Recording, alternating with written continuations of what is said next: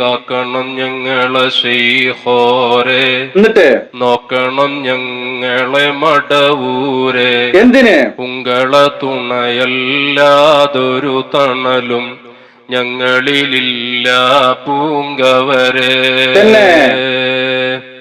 കാക്കണം ഞങ്ങളെ ശൈഖോരെ, ആയിക്കോട്ടെ, നോക്കണം ഞങ്ങളെ മടവൂരെ.